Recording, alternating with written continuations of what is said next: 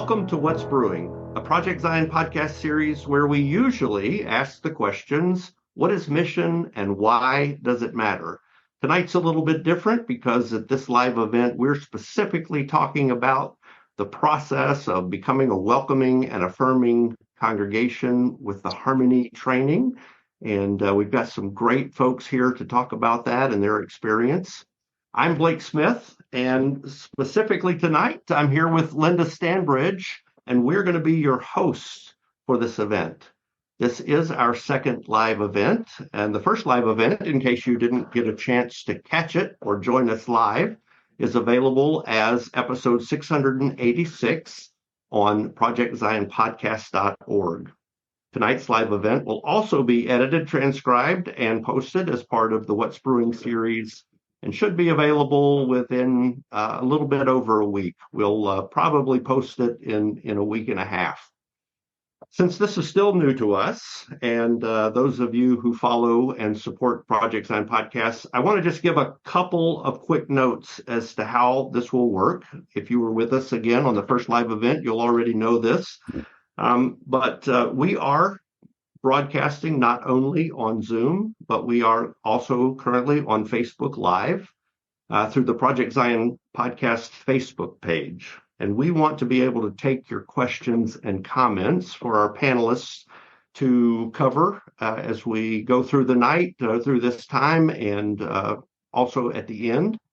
So whichever platform you're using, we just ask that you submit your questions and comments via the chat feature of that platform rather than speaking out into the event. And Zoom users, if you'll just send your comments and questions by direct private message to Harmony Host. Oh, no, she's changed her name to Linda. So if you'll send them to Linda, she'll be monitoring those questions. And if you are on the Facebook Live platform, if you would send those in, Ashley Pozo, who is our production manager, will be sending those to Linda for addition to our list. We'll do our best to have the panelists respond to those questions, again, either as we go along or as we get near the end of our event. So before we get going, however, I want to give a little bit more of a shout out to my co-host, Linda Stanbridge, who has graciously agreed to be here and help out tonight.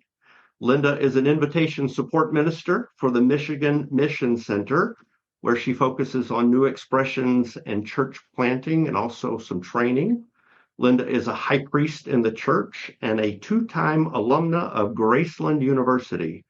Yay, all Graceland University graduates are shouting. She has a BS in biology, a Bachelor of Science in biology, and a minor in chemistry.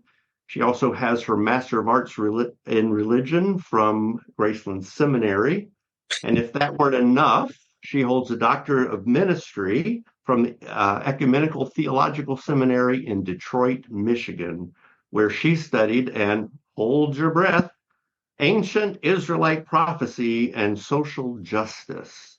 And if you're wondering how those things to go together, we invite you to find her podcast, What's Brewing, where she talks about her studies. And you can find that at Project Zion Podcast, along with others, because Linda is not a stranger to Project Zion Podcast.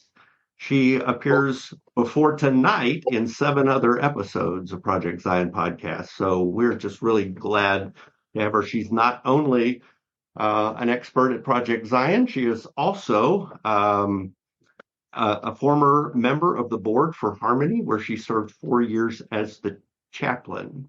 Now, you might think she's busy, but she did include in her notes to me that she has things she likes to do in her spare time, because obviously she has a lot of it.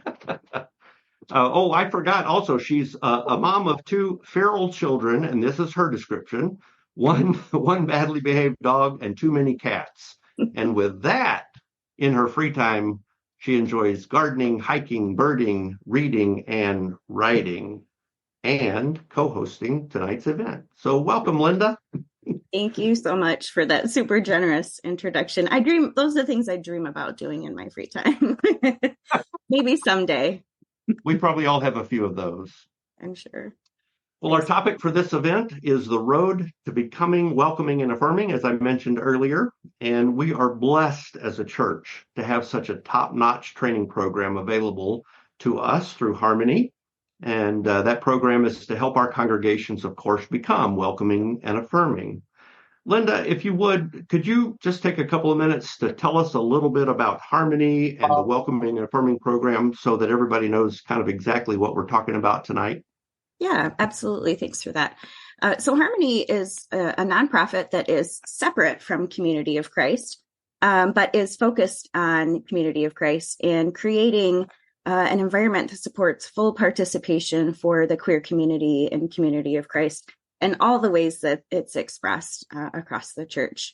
You might be familiar with Harmony because we were previously known as Gala, which has a long history, a 40-year history with the church of working hard to create a better, more welcoming environment for LGBTQ plus folks.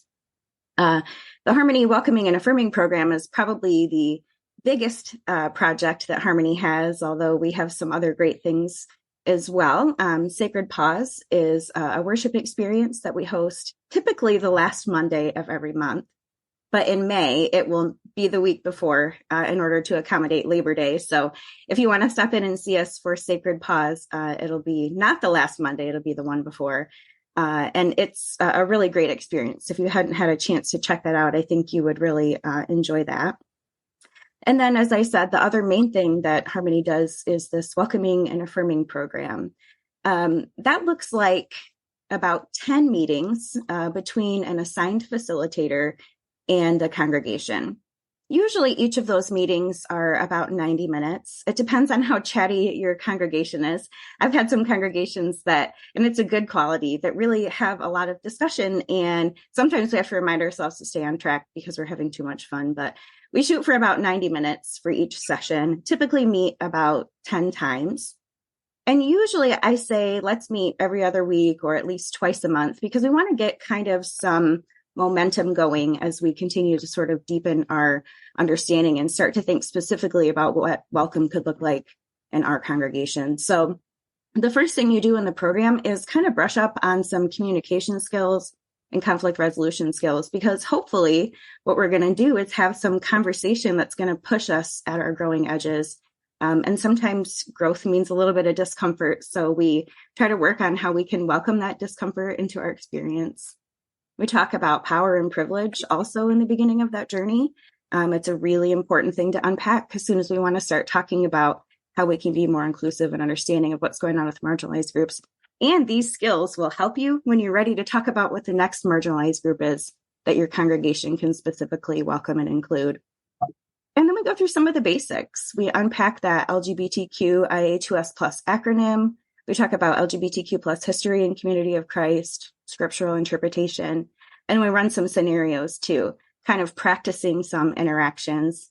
And then kind of the peak of the experience is the congregation writes together their own welcoming statement, specifically welcoming the LGBTQ+ community into their congregation. And so it's a really cool way to see the congregation's personality and individual experience really kind of come together in a really beautiful statement that specifically welcomes folks in and lets them know this is a congregation that wants to do the work, that recognizes the joy that will come from a more diverse congregation. And then this statement that we all craft together goes to the congregation for a business meeting, and the congregation approves that statement. And that's kind of how you become an official Harmony Welcoming and Affirming congregation. And then you get added to a really great map on our website where folks who are curious about Community of Christ and what it's like to be LGBTQ+ can find specific ministries that we know have done some work around the topic and are ready to offer a really authentic welcome. So it's a really, really awesome program. It just got a refresh, about 18 months ago or so. It's a really awesome program. I think everybody would really enjoy and benefit from it. Great. Thanks, Linda.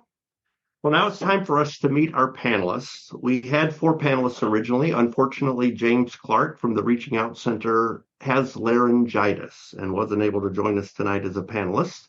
but we have three other great panelists. And we chose our panelists for this particular event based on folks who represent congregations that have either completed the program or are in the midst of the program.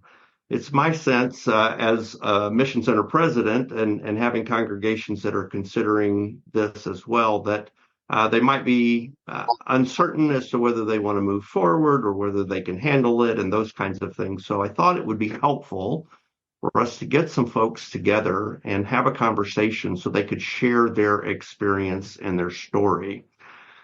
So without any further ado, I want to introduce our panelists, and then I'm going to let them give a little bit of a intro for themselves. First of all, we have Matt Bryant from North Little Rock, Arkansas.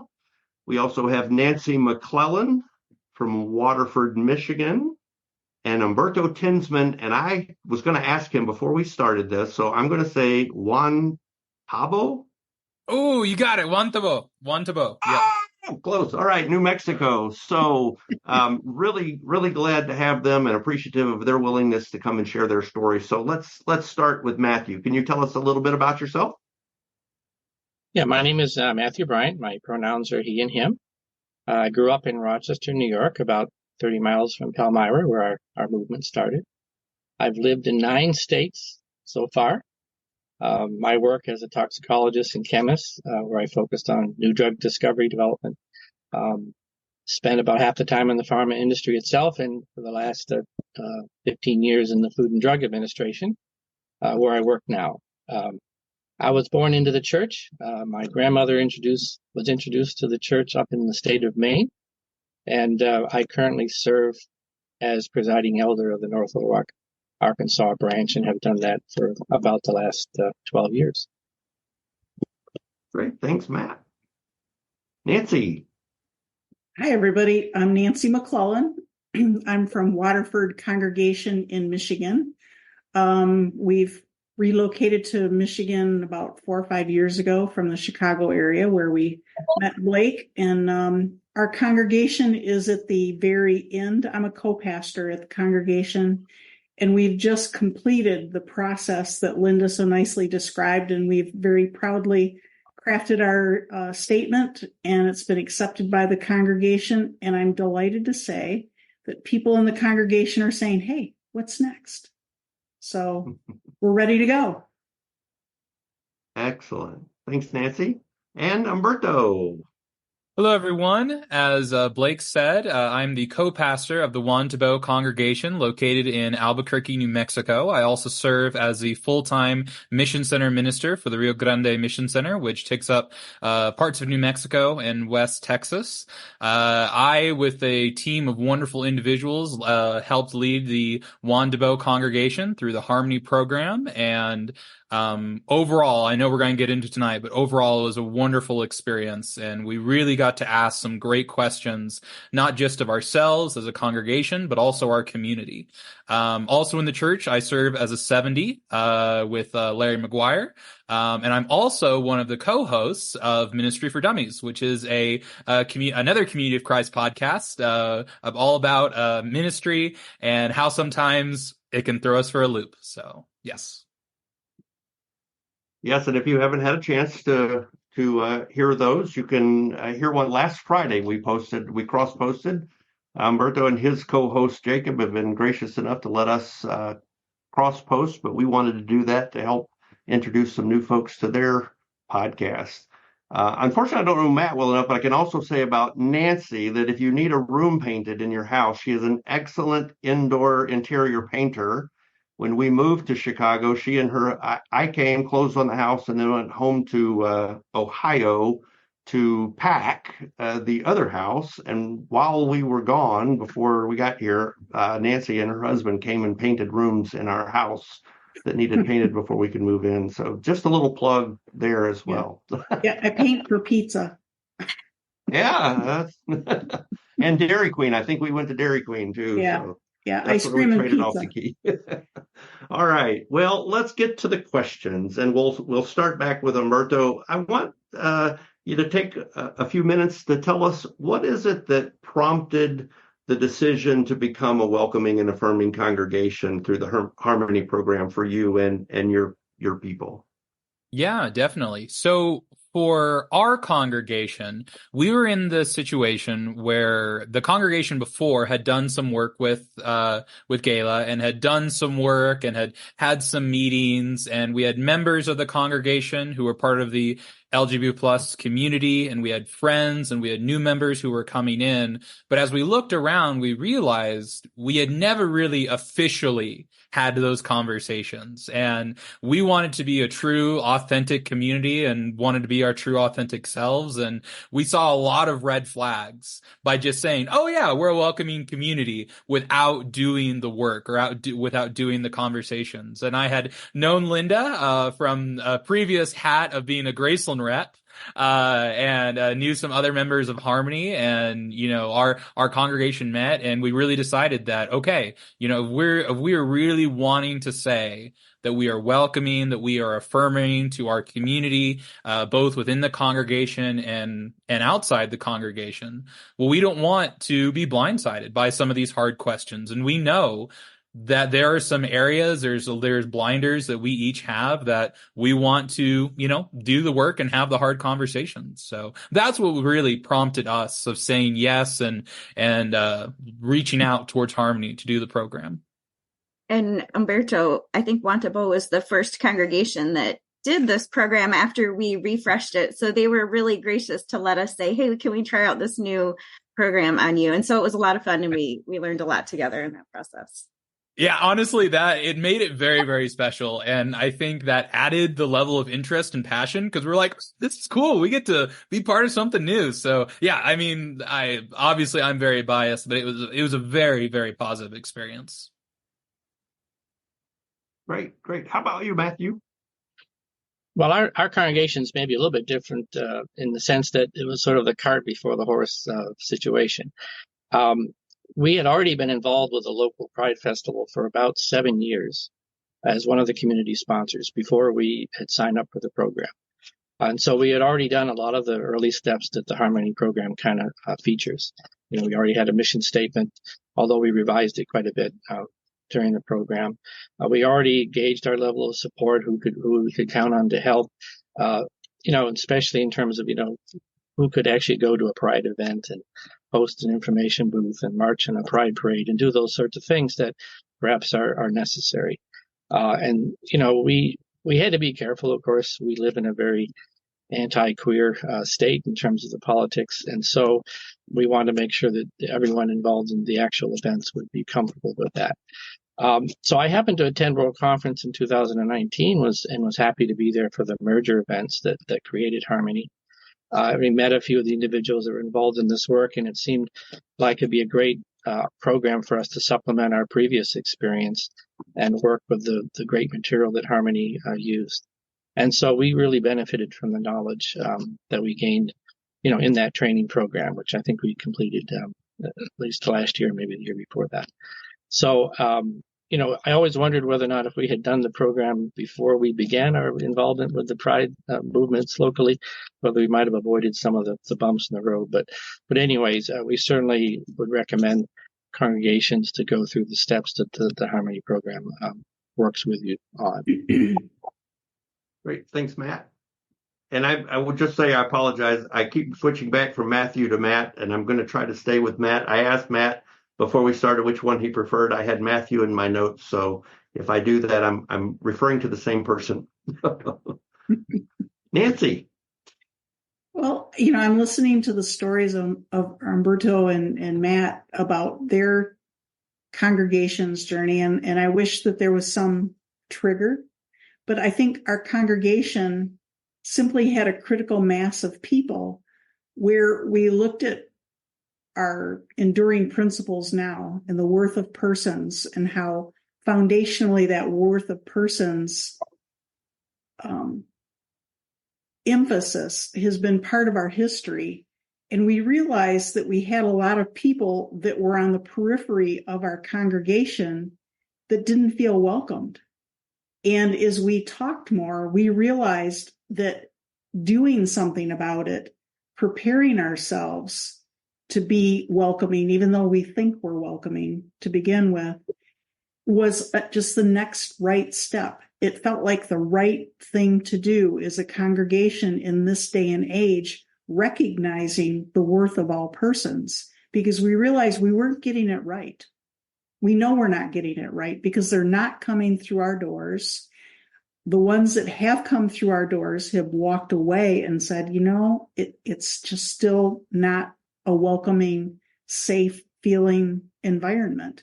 And we realized that about ourselves, and we said, let's do something about it.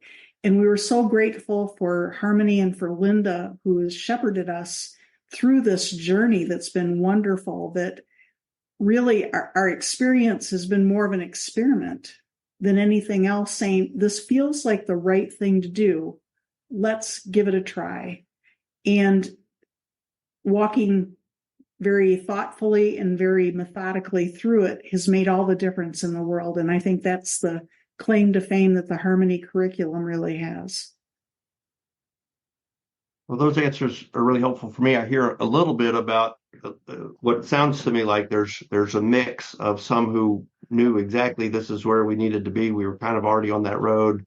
And then, Nancy, your congregation, it's more like we need to do something. We think this is the right thing, and willing to step out in faith, even though you weren't quite sure yet, but ready to move. So that's right. It's good for folks to hear that it's okay not to be fully okay. We know this is the right thing, but to be willing to take the step. So thanks. I think sometimes people get tripped up by feeling like everybody in the congregation has to be all the way on board before we can get started. But sometimes you will have resistance in the congregation from a couple of people. And that can be really normal and something that we work through. And that's part of why we do conflict resolution stuff. But I will start with Nancy, but would you share if you did experience any resistance, in your congregation or from some folks, and how you were able to handle that to get to the point of starting and kind of following that idea? Oh, yeah. We were met with resistance. And I think that was one of the really helpful things that Linda did, is she said, it's okay to be uncomfortable. And I think to embrace that and say, not everything needs to be comfortable. And second of all, everybody's on a journey, and it's at a different pace and at a different rate, and that's okay. And you don't want to create a new marginalized group trying to accept a new marginalized group. So in meeting resistance, what we did about that was over-communicate the fact that we're on a journey, we're on a path, and it's okay where you're at. Communicate that it's going to be bumpy and that you can feel the way you want to feel. Just like Linda would take a kind of a reading of the group at the end of every session. Are you feeling green, yellow, or red? Just like those colors mean.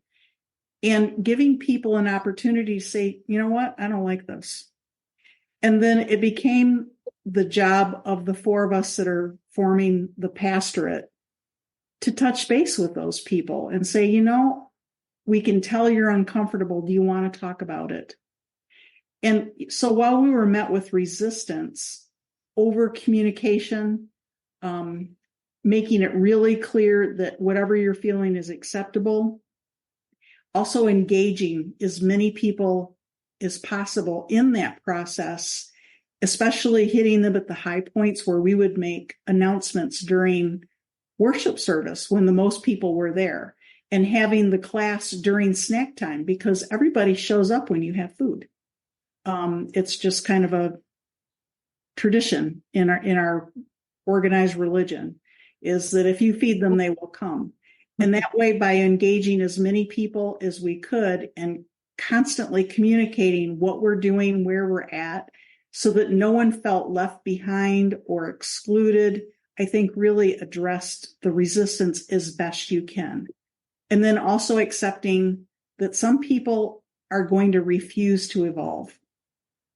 And that's the reality of it. Some people are just not going to be able to turn the corner no matter what you do. And you have to accept that that's going to happen in a very small number, but it still may happen. Yeah.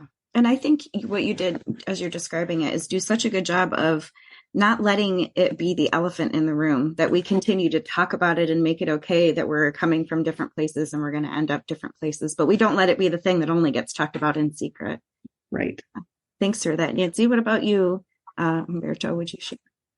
Yeah, so for our group, we experienced resistance kind of on both sides of the coin, because we had some who didn't want to talk about this issue, felt uncomfortable, or felt that they were being pushed, and then we had others who felt we did all this work in the early 2000s and in the 90s. Like, what do you mean? We're already here. We don't need to have another meeting. We're just going to reopen old wounds and restart some bad things. So, like Nancy said, it was a desire to not make this, this is a big thing, or this is elephant of the room, but this is another step on our journey and on our process. And really what I found as a co-pastor was an exciting time to have more of those one-to-one conversations, and to hear and to listen where some people are, and why were they there, and what were those factors and causes. And, what we experienced and what we learned was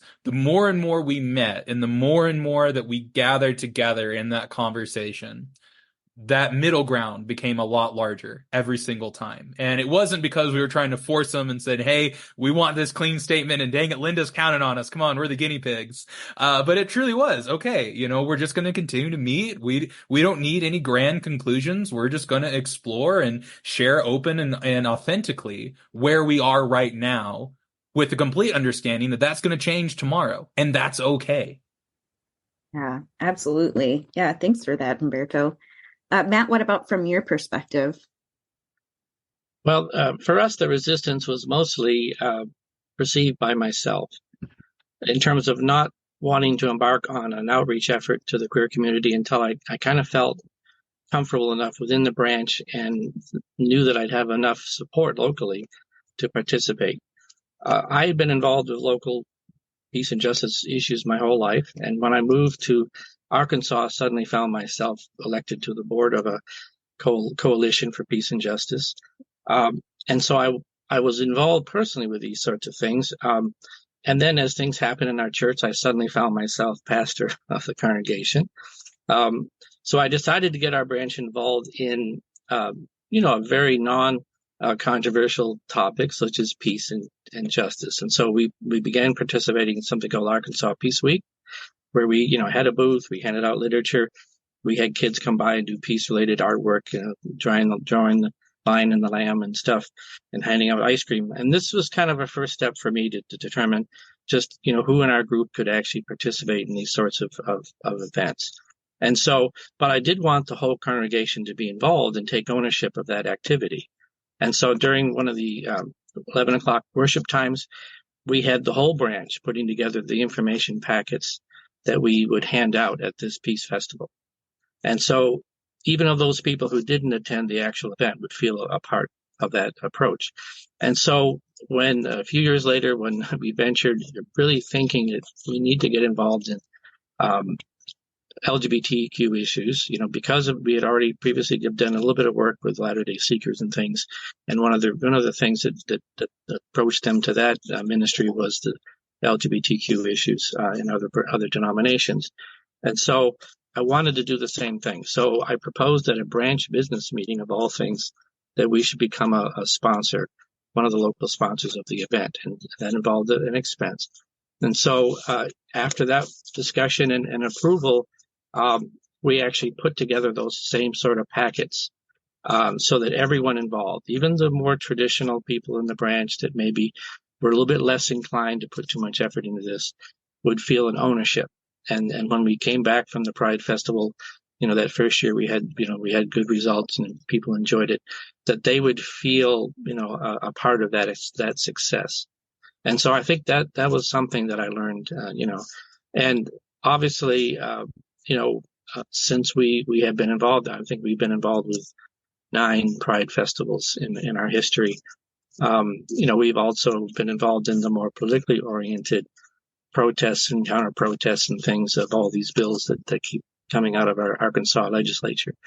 And so I wanted to make sure that the whole congregation could participate. So I think the most events I mean, the resistance was somewhat more related to my willingness to venture into something, not exactly knowing if we had all the support that we needed.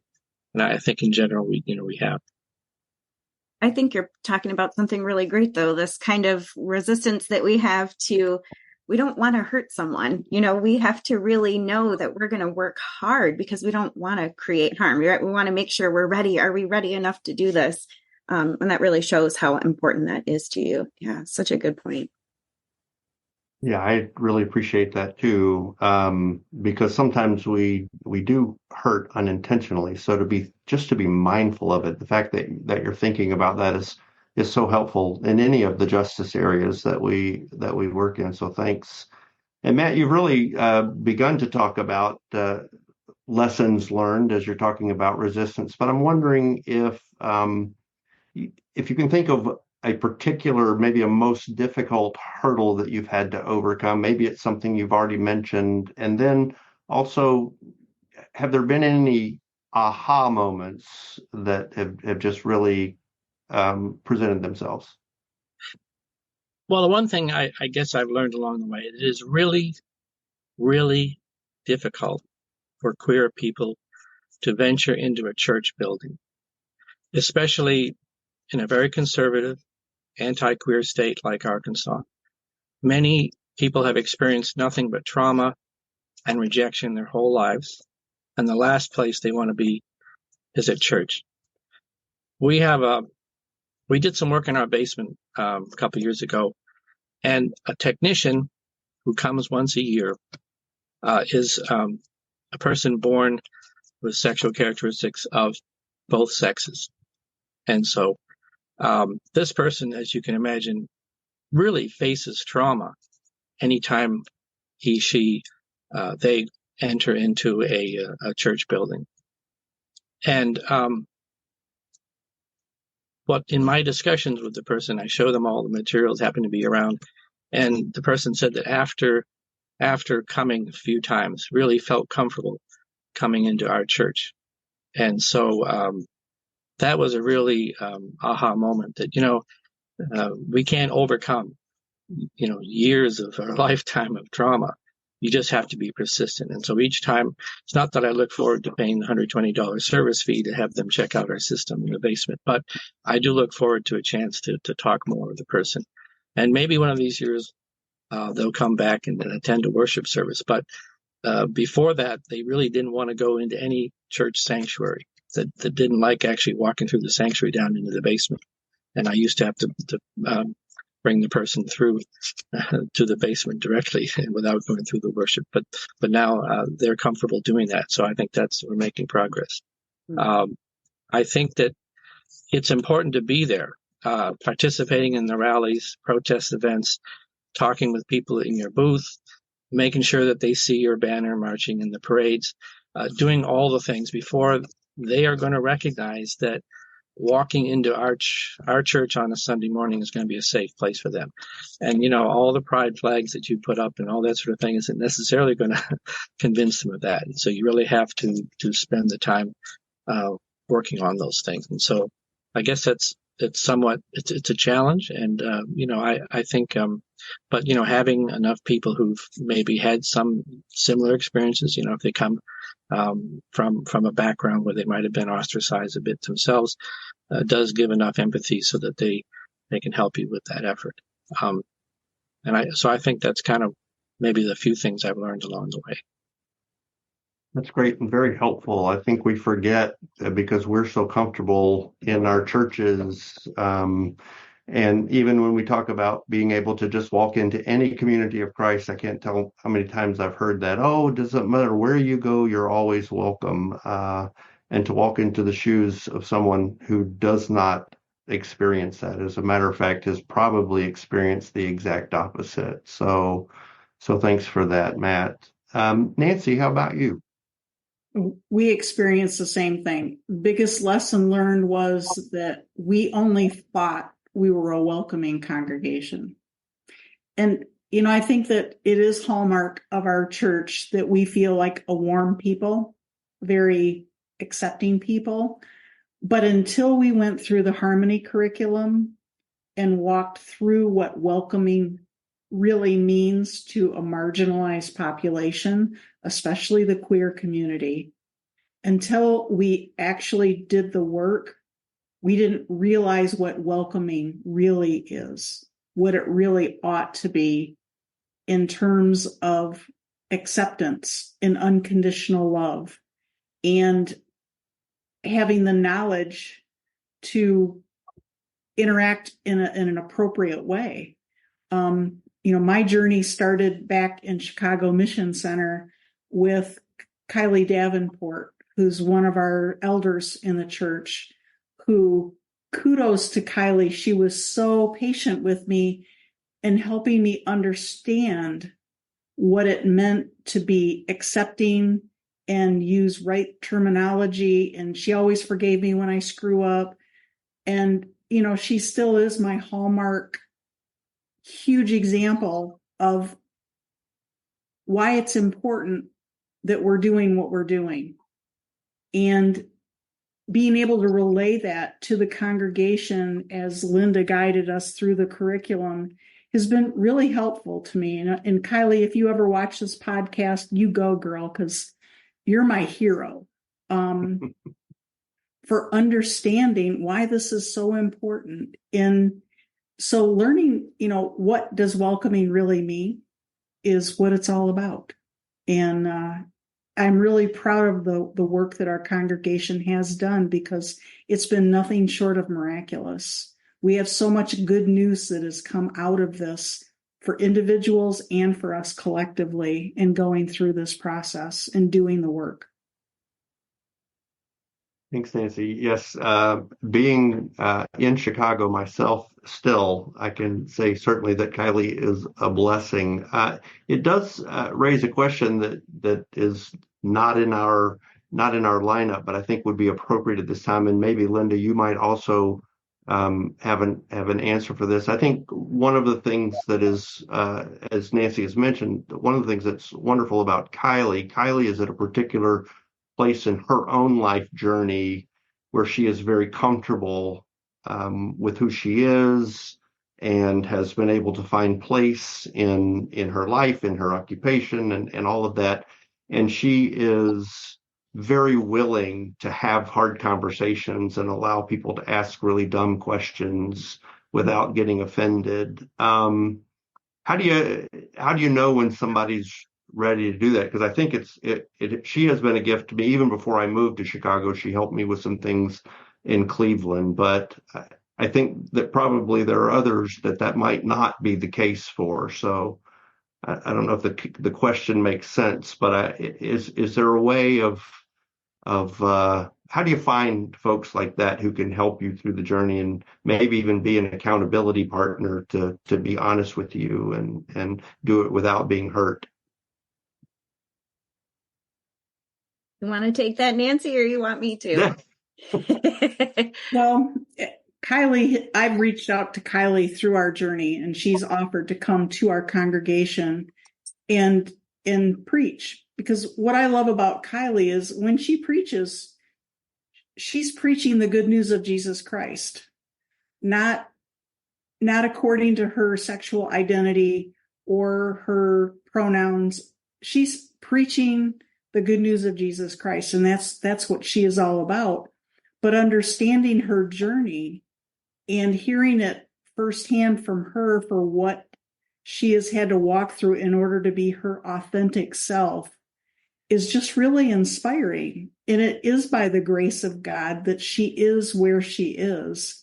And so having those people that are willing to say, you know what, the fact that your congregation has gone through this journey and it's meaning something to them in their journey, I think is what it's all about. And we're kind of still at the front end of this, but people in our congregation as individuals have started speaking up saying, I have this family member or I have this friend where for the first time, I feel like I could invite them to church and they would be okay.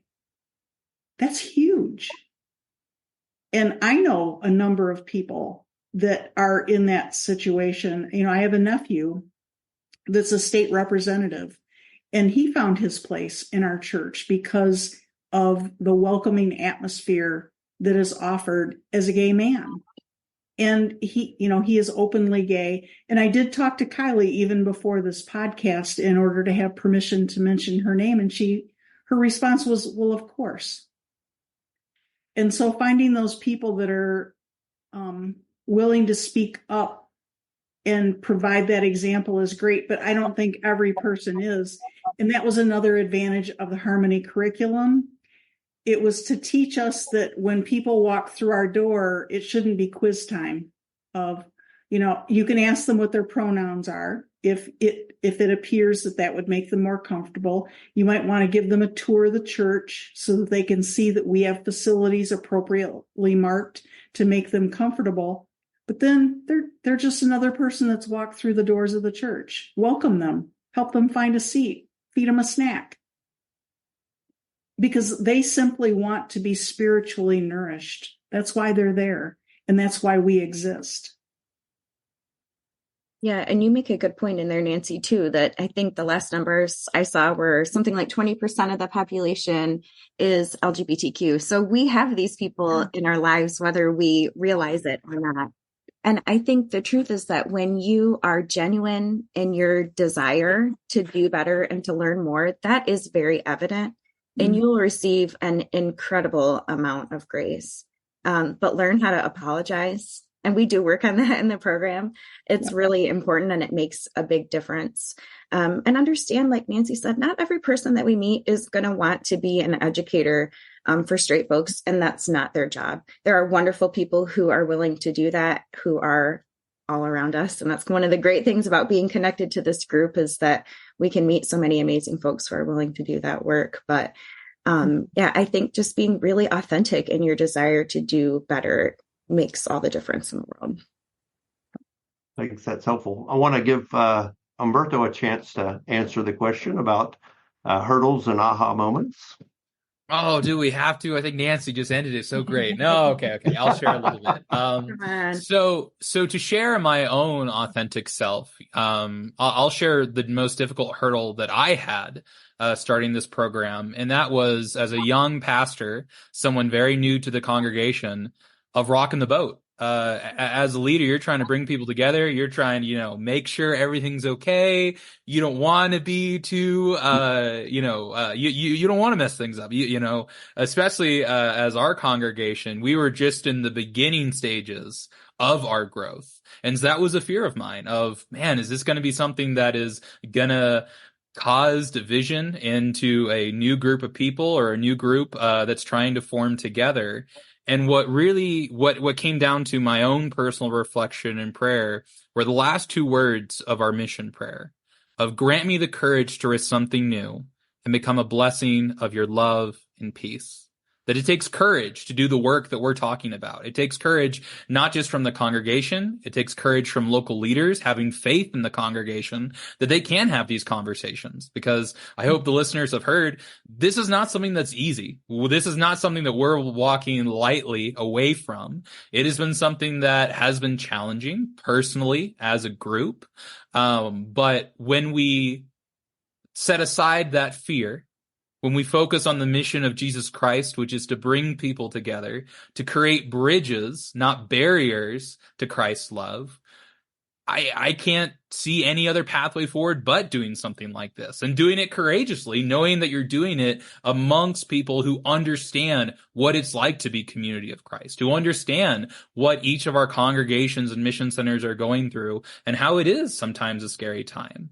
But the moment we let our fear cripple us from the potential and from the ministry that is in front of us, that is when we start to lose that sacred call that we've all been given. So my biggest reflection is to not let the fear of the what is prevent you from the what could be. Yeah. I thought Humberto was going to start preaching there for a second. It's always a danger. It's always, I'm sorry. I was ready for it. I was ready. Yeah, I was ready with a big amen. Oh, thank you. I think there's a section in Doctrine and Covenants that talks about that. And I'm not one of those people who can pull scripture, but it does talk about our fear getting in the way of being willing to move forward. And I think that's a really natural part of the human condition that we have to kind of learn and accept that we have to be uncomfortable. We'll start with Humberto again, since he's already in the hot seat here with our next question. But I think one of the things that we hear a lot when we're starting with a new congregation is, and we touched on this a little bit, well, we already are welcoming. We welcome everybody. And that's one of the mindsets that we have to work through. But, even the congregations who think, well, we're already there, we don't need to do this. What are some of the specific things that you think they might get from going through this program? The biggest thing that I think our group walked away from, especially those who were, very much, yes, this is great, I love it, or, well, we've already done this, but I guess I'll put up with another Zoom meeting, was, wow, it's hard having difficult conversations. And this is something that gave us case studies and gave us practices to reach out to members of our congregation and friends of the community of, hey, we're going to have a hard conversation. And this is faithful disagreement in action, not a faithful disagreement where we all leave and we still hate each other and we're mad and one faction's going to Denny's and the other one's going to Waffle House to complain about the other. But no, hey, we're going to talk about this. We're going to be okay. We're still a family. We still love each other, but this is the growing pains that we're experiencing, and that's natural. And what I walked away from and what I continue to preach on is growing pains are good because that means we're growing, folks, that we're moving. And if it's just same old, and we're just saying, yeah, another job well done, are we really risking anything? Are we really doing anything that's worthwhile to do? So yeah, from our experience, it was the practice of how to have difficult conversations, but still love each other afterwards. Oh my gosh. Yeah. What a great point. And so in a way, you just have such an opportunity to practice becoming even a more authentic and a deeper community. Yeah. Really good point. Let's go to Nancy. What do you think? What would congregations benefit? What I've seen is a lot like Humberto described, where it was the mission, prayer, and action, where praying becomes a very dangerous thing because you're going to start seeing things happen. And as we went through the curriculum, individuals and groups started talking about stuff that happened to them, where opportunities became apparent. God brought them those opportunities in order to provide ministry in a way that they wouldn't have been prepared to provide had they not gone through the Harmony curriculum. And it happened to me on a number of occasions where I was sitting in a board meeting. I help with my professions board on a national level. And I was in the boardroom and we were talking about DEI. And they were talking about ideas on addressing DEI. And I said, well, have you heard about this? And I never would have had something helpful to bring to that conversation had it not been the Harmony curriculum. And then personal things would happen where I would encounter people in everyday life where I could tell that they were on the struggle bus with the queer discussion. And because I had learned how to approach it from an intelligent perspective, I was actually able to provide them something that was helpful. And I wouldn't have been prepared in any way, shape, or form had we not gone down that journey. And there's so many other people in our congregation that have also shared how the mission prayer became very real for them in this journey. Oh, that's amazing. I love hearing that. I think one of the most wonderful things about this is that it's not something that just stays at church. It positively impacts your family, your community, your workplace. Yeah, awesome. I love hearing that. What about you, Matt? Oh, did I already make you go?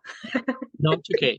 We're talking about welcoming congregations, or are we on to blessings? Yeah, just thinking about, how we all kind of have this idea because we think we are welcoming. And sometimes we are, right? We're doing a pretty good job. But even those of us who think, well, we're kind of already there, what are things that they might gain from going through this process?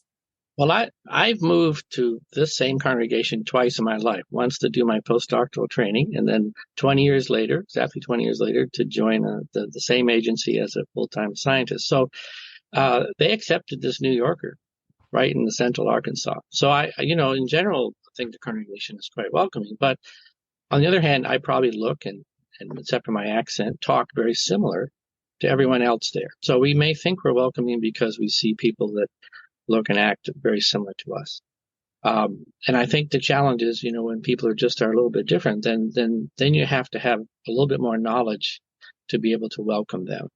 One of the members, who's very active in our Pride activities and things, came to us through some discussions, with the Latter-day Seeker program. But the thing, and we had a bunch of emails back and forth between him and myself. But the thing that really convinced him and made him feel welcome was the fact that he was served communion that first Sunday by a woman in her 80s. And this really showed him right away that this was a different sort of church. And he was so shocked when we had our branch business meeting and showed all our finances out there for everyone to open and discuss. And so there are different things that one can do to really welcome new people. Small congregations love to have someone new come in because within 2 weeks, we assign them to be a Sunday school teacher or something else. And that's the other thing we can do. We get people involved. And both people that came into our group through Latter-day Seekers found themselves outreach coordinator or Sunday school teacher within less than a month. So making people feel welcome by getting them involved in branch activities is another thing that we can do to make them feel at home. Yeah, thanks for that, Matt. I love that. Great point.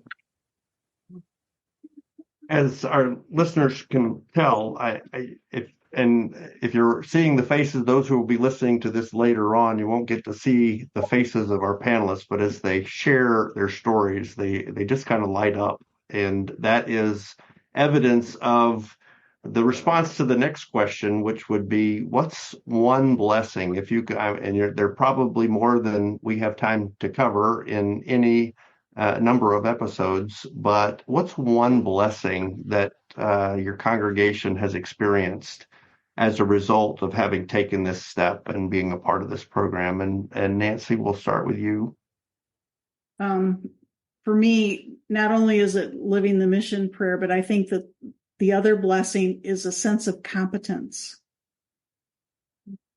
We're prepared and we're equipped as a result of going through the Harmony curriculum and completing it and doing that hard work.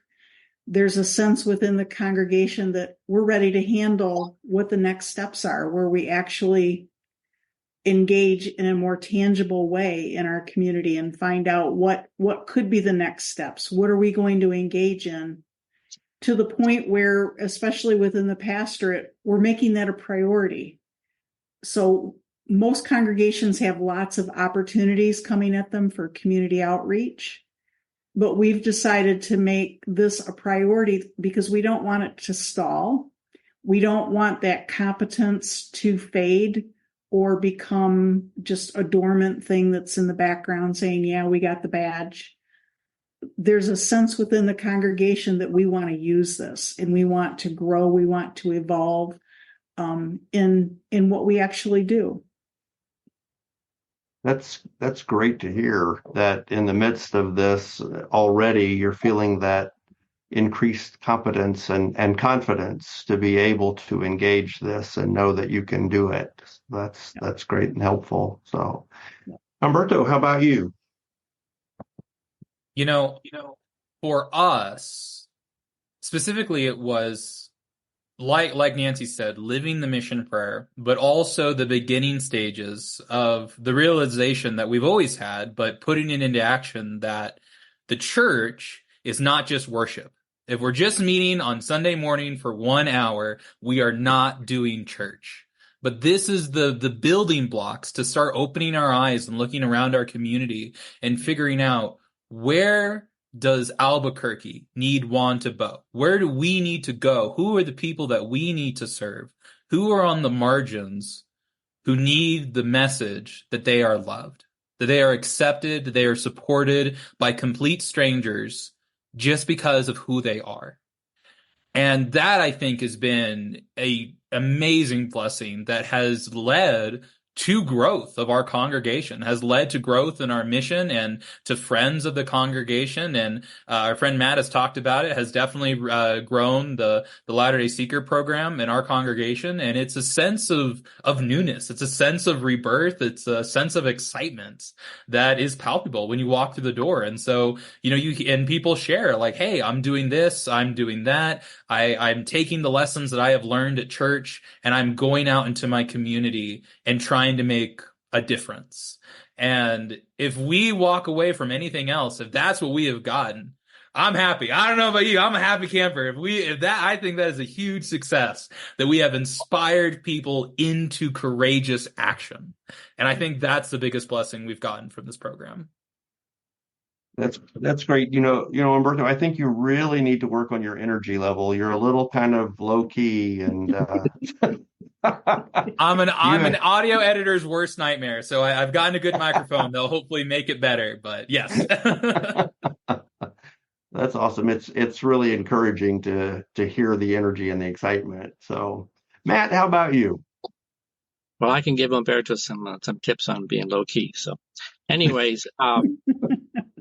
The one thing I'll have to say is that, living in a state that has so many in the last several years, just one bill after another, the first state to pass a ban on gender affirming healthcare. It's in the courts, but we were the first state. Teachers cannot call the students by their preferred pronouns. They could lose their jobs. We have several teachers in the branch that have to make that decision. Do they call the trans girl by her preferred pronoun or not? Even just this last month, you can no longer check male, female, or other on your license. It has to be male or female. It has to match your birth certificate. So, being surrounded by all this anti-LGBTQ environment, it has given our branch a sense of purpose, a way of dealing with sort of feeling like you're outnumbered and facing so many challenges. We are living out the enduring principles of our church, especially a few of those that we're all familiar with. When we created some colorful wristbands for handing out at Pride events, we have one that says, God loves you. And we had the first one that said, all are called and worthy, because this is what our church teaches. And we wanted to be able to really give that out to people that may need to hear that. And so it's really given our small branch a feeling like we can have a mission to work on, and that's really important. The energy that we have, the feeling that we're actually doing something rather than just sort of giving up. And I think that's important for a group to have that mission and that perspective in mind, whether it's, outreach to the queer community or other peace and justice activities that we've been involved with. And I think that's important, especially for small branches where, it's not the number of people you have in the pews, but it's the excitement and the involvement of those that you have. Yeah, that is really important. And I don't want to diminish any congregation that is engaging in this effort to be welcoming and affirming, but I just want to say how much I deeply appreciate the hard work of being in such an adversarial location and where there's so much anti-queer work being done to be a courageous force in the midst of that. So thank you.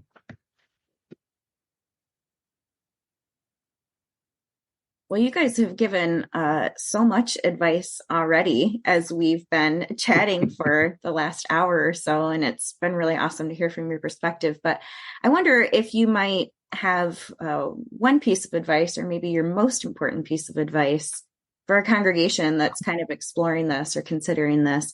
What piece of advice would you offer to a congregation?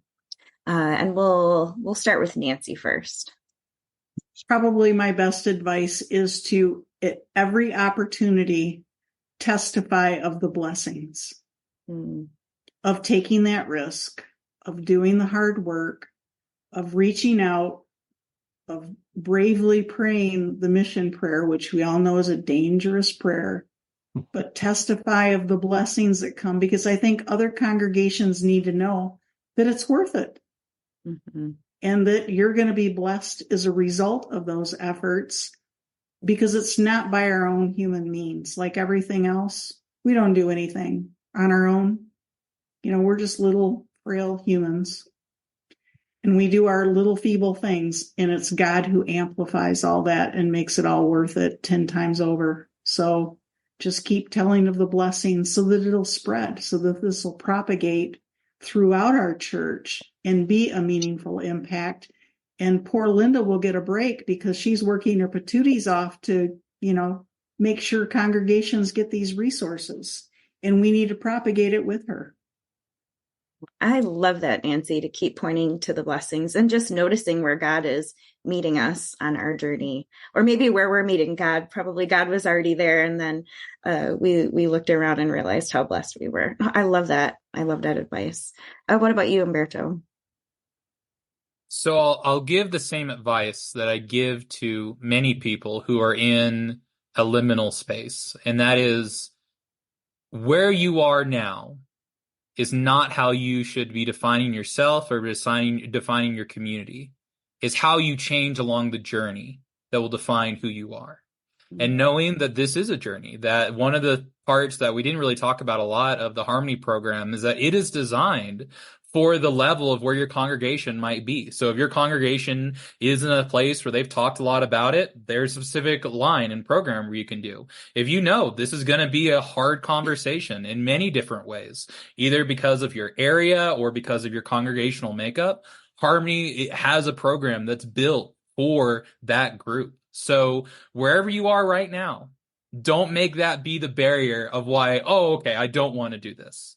Take that leap of faith. Like we've said multiple times, that mission prayer, use that as that constant source of inspiration that will lead you into something new. I love that. Thank you. What do you think, Matt? Your best piece of advice? Well, I think one thing, we haven't used the word too much here, but there's a great little book that's still available through Herald House called Hospitality, Sharing Welcome. And that's a general book, but I think it has a lot of applications to what one might do to make LGBTQ folks, welcome in the branch. I think another thing I'd recommend is that, it's good for a few key members of the branch to really educate themselves on the issues, and that helps during the training programs. The facilitator can't answer all the questions in a 90-minute session. And I think it's important to have a few key members that know a little bit about, and there's so much material out there that, it's not that difficult, especially with regard to how to deal with those people who have these incorrect interpretations of biblical scriptures and things that have been used to show hatred of the queer community for centuries. And so I think it's important to have that base of information local, as well as, of course, the facilitators are very knowledgeable about that information as well.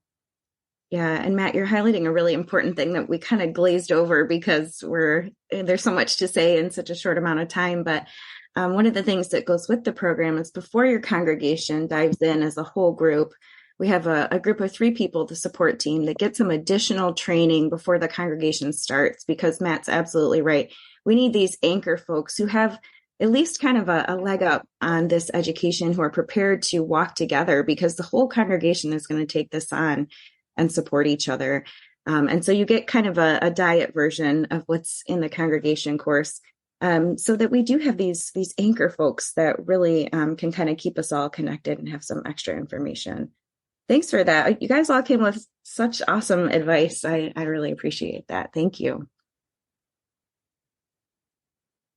Well, Linda, do we have any questions that have come in from our listeners?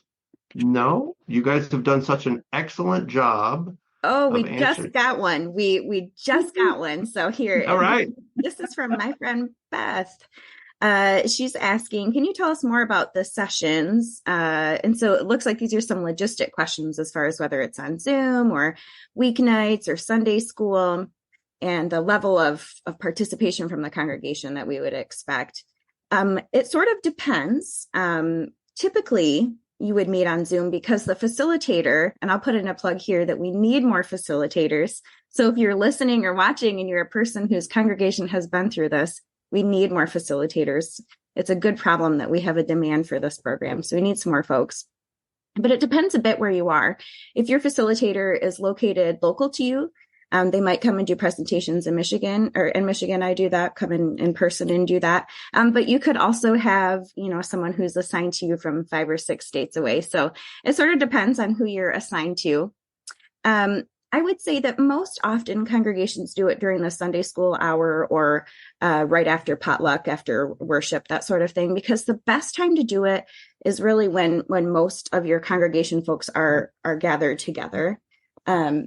As far as the congregation, I stopped calling it homework because I realized it was making some people nervous. It's individual work. Some things that you need to do in between sessions, like watch a YouTube video or read an article. I wonder if maybe, Nancy, you would share just a bit about what your congregation did and how that sort of the logistics aspect of it, how that worked. I think most of us love the homework because you're watching a movie or a video, which I found enriched what we were learning during the sessions. It amplified, it added another dimension to what we were doing in the sessions.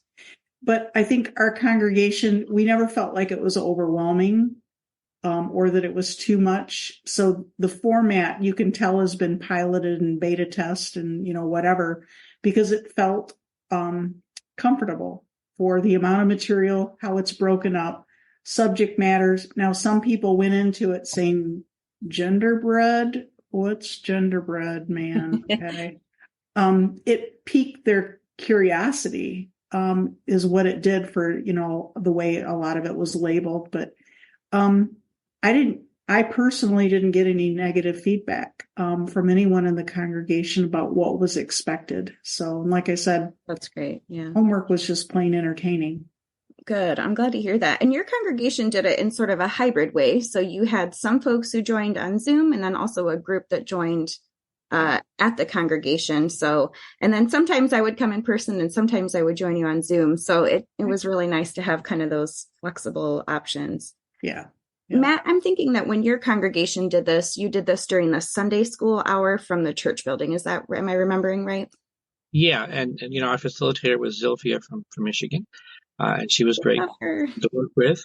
And a few other people joined on occasion. So, and we actually had that as our sole meeting purpose that Sunday. So at the time we were, we wouldn't have held a worship service that day. So we could kind of run over, which, there's a tendency to once you start talking a little bit and then you get into the material, you're already halfway through the time. So we would actually not have any other service. And so everyone participated by that time. We'd already been through, a lot of this work already in terms of being involved in Pride. So we kind of did it maybe a little bit unorthodoxly, but it worked out wonderful. And actually the following year, Zilphia traveled to Little Rock so she could participate with us in one of the Pride festivals and had a great time. It was great. Good to see her in person. I think Zilphia spends about half of her life in an airplane. So she always has these points. And so I was so happy when she came to your Pride Festival. That was just awesome. And I think she brought your celebration box with her, right? Because that was not too long after you finished. We will share that later. And so, we have a good time and we keep asking other branches in our mission center. We'd love to come up and help you with your first Pride Festival if that's what you want to do. Oh, I love that. What a wonderful thing to offer. Yeah. And then Humberto, I'm really challenging my memory now. I think we did like a Tuesday or Thursday night, right? And it was pretty exclusively on Zoom because I was in Michigan and you're in New Mexico. So I think we exclusively met on Zoom. Does that sound right to you? Yeah, no, we did. And that was actually really good for us because we also added to help support and then to help talk to other congregations, our mission center president, and she joined as well. So she was part of the conversation. And so Zoom worked great for us based on schedules. And we were still tiptoeing out of the pandemic at that point. So, that's great. Yeah. Thanks. Awesome. So, yeah, great question, Beth. I think it depends a bit. But a lot of different times and platforms have been tested and work pretty well. So there's a lot of flexibility with making it work depending on your congregation's kind of unique experience. Great question. I'm not seeing any others, but I have a couple that I want to ask just because I've had people ask me as I've traveled around the field. So the first one would be, if a congregation has not yet decided or they're in the process, would you recommend, are there things that you might recommend that they do just to increase their welcoming and affirming nature that they can do without having been in the training, not in placement of the, not in as a replacement for the training, but something that they might do as an immediate action? Yeah, I'm curious to hear from the panelists if there's something that you did during your journey that you think, oh man, this could have even been a good prep thing. I would wonder, is there a survey, Linda, that a congregation could take that would test their welcoming? Because the big aha for our congregation was, oh, we're not really as welcoming as we thought we were. And so maybe to take a survey to realize that you should consider seriously the curriculum. And, you know, there obviously are some minor things that you can do. Change the signage on your bathrooms, okay, to be welcoming. And some signage on your unisex bathrooms are more welcoming than others. But really, I don't see how you can bypass the curriculum. It made all the difference in the world in how you look at this. And it's because our society is ignorant about the queer community. We are. And I say that from, you know, I have graduate degrees. I sit on boards for lots of different things through my profession. And I can say honestly that we are still an ignorant society about the queer community. I know I was. I think that's true. And there are some implicit bias tests that you can take online that are free. My congregation recently did one about disability. And it is really eye-opening. Yeah. So, and I think that's a really great point, to kind of have an opportunity to be honest with ourselves about where we're at. Thanks for that. What about you, Humberto? I was just going to say, one of the things that we talked about a lot before we did the Harmony program was, okay, a guest has walked through the door. What happens next? And it's kind of that blank stare of, we welcome them. Like, no, like, talk about it. So who goes up to them? Like, do we make sure that we sit by them? Do we invite them to lunch afterwards? And just having that open conversation of, hey, we need to pretend like we've had guests before. It might have been a couple years since we have had one, but we need to pretend like we know what we're doing. So when that does happen, it's not this awkward of like, oh, who's that person? Why did they walk in through a door? Like, are they related to someone, or, you know, is there a special service that's going on that no one told me about? So, you know, act like you've been there before. Talk about, hey, this is how we're going to react when a guest comes in. These are what we're not going to say, because there are some things that you shouldn't do when a guest comes for the first time, to put them on a spotlight. But practice being welcoming. Practice, you know, asking people to lunch and trying to have some, you know, very surface level questions. And then if you want, what are some more medium questions of how you get to know someone to build a relationship? And then this is the crucial part. What's the follow through? Okay, the worship service has happened. What are we doing afterwards? How are we engaging to this guest who has decided to come? Mm-hmm. You know, Humberto, I thought it was obvious what you're supposed to do when a guest comes in. You ask them if they want to do the prayer for peace next week, or if they want to teach a Sunday school class. Exactly. Or if they want to be pastor, you know, if they got anything going on. Yeah. No, we had someone walk through our door, and I witnessed this, and somebody asked them, are you sure you belong here this Sunday morning? The Alcoholics Anonymous group actually meets on such and such a night. I think the hospitality book I mentioned earlier has some pretty specific ideas about what to do with guests and come, so you might want to refer to that book. But the one thing I would recommend, if you're trying to figure out whether or not this is the right thing for your branch, you can do some classes and worship services that actually discuss the church's enduring principles. And during the discussion of those, especially in particular, you know, all are called, worth of all persons, you can really introduce what the church teaches with regard to LGBTQ issues. And depending on the opinions and the feelings that come up during that discussion, that would be a pretty good gauge of, how ready your branch is for some of that. Especially if people start quoting some of those Old Testament scriptures and you want to talk about that. I mean, there's a lot of great material on the enduring principles. A number of groups in the church have done some services, a series on that. Beyond the Walls, Toronto did a great series on that. Our own mission center, South Central States, is in the middle of doing that, a series of worship services at their Sunday evening worship service. And I think that sort of discussion would be a really good indication of how suited your branch might be to becoming, a welcoming and affirming branch. And I think that's a really good set of material. I gave a talk through my Peace and Justice group. I got invited to talk at a Unitarian Universalist church, and I listed our enduring principles versus their 8 basic principles that they operate on, and they were amazed at the similarities and how how welcoming. They're known for being maybe very general, accepting to many people, and our enduring principles are such a great selling point, if you want to call it that. And we have a 1-page brochure that we've created for our Pride events when the brochure is no longer available from Herald House occasionally. People like to read those and know that this is a place that believes those simple things. I really love that, Matt. It's kind of us just realizing how this work is so deeply already part of who we are and who we're invited to be. The other tool I think that can be really helpful, and I don't know that we got into this, Nancy, when we went through with your congregation, it's put up by a university, and I can't remember which now it is, but if you just Google it, it's Unpacking the Invisible Knapsack.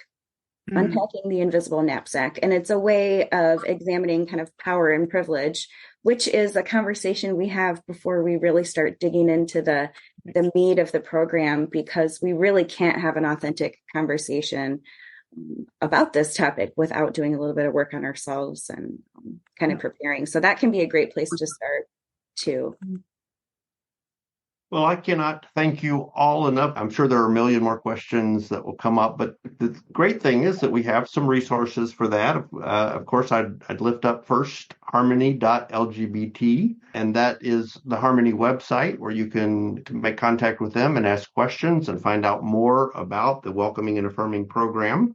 Again, thank you all for being here. I want to special thanks to Linda, who not only agreed to be the co-host, but on relatively short notice. And what a blessing it has been to have you here. Thank you for all you're doing and continuing to do.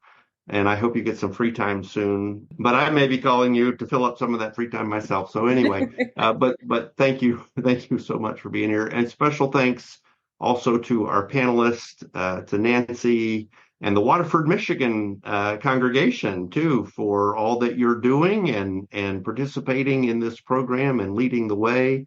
To Matt Bryant of the North Little Rock, Arkansas congregation. So to Matt and to your congregation, Matt, thank you again, especially in a state where it's very difficult to do that work. And last but not least, Humberto Tinsman from the Wantabo, New Mexico congregation. Thank you for what you're doing. And of course, as we mentioned earlier, you can hear more from Humberto and his pal Jacob at the Ministry for Dummies podcast, and probably here on Project Zion a few more times in the near future.